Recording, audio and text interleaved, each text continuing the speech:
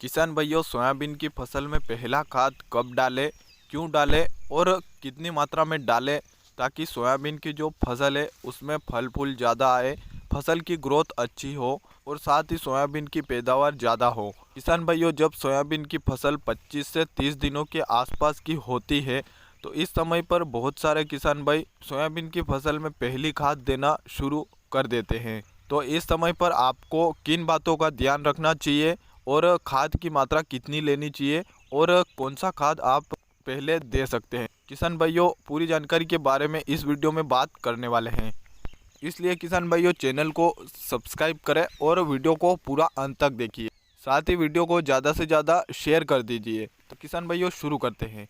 जब सोयाबीन की फसल 25 से 30 दिनों के आसपास की होती है तो इस समय पर बहुत सारे किसान भाई सोयाबीन की फसल में पहली खाद देना प्रारंभ कर देते हैं। इस समय पर किसान भाइयों सोयाबीन की जो फसल है उसमें छोटी मोटी इल्लियों का प्रकोप और साथ ही छोटा मोटा सोयाबीन में पीलापन भी देखने को मिलता है। तो इस समय पर आपको कीटनाशक दवाई और पहले खाद के रूप में आपको अच्छी ग्रोथ के लिए खादों का उपयोग भी करना बहुत ज़्यादा जरूरी हो जाता है। तो किसान भाइयों अब बात करते हैं कि सोयाबीन की फसल में पहला खाद कब दे, क्यों दे और कितनी मात्रा में दे ताकि फसल की ग्रोथ अच्छी हो और साथ ही जो फल फूलों का विकास है उसमें भी बढ़ोतरी हो और पैदावार में वृद्धि हो। तो किसान भाइयों अधिकतर क्षेत्रों में जो सोयाबीन की जब बुआई होती है तो उस समय किसान भाई बुआई के समय भी में किसी प्रकार की जो खाद का प्रयोग है उसका नहीं करते हैं। लेकिन किसान भाइयों 10 से 15% किसान भाइयों के पास व्यवस्था होती है जिसकी वजह से किसान भाई सोयाबीन की बुआई है उस समय खादों का प्रयोग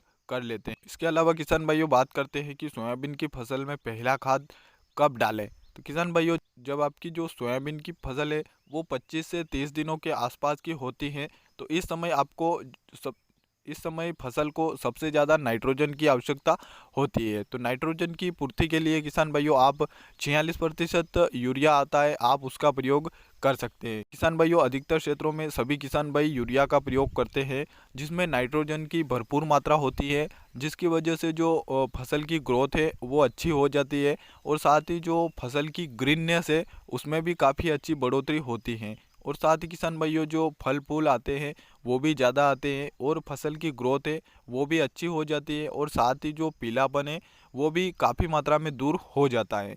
इसके अलावा किसान भाइयों अगर आप किसी और अन्य प्रकार के खाद का प्रयोग करते हैं तो कमेंट करके ज़रूर बताएं।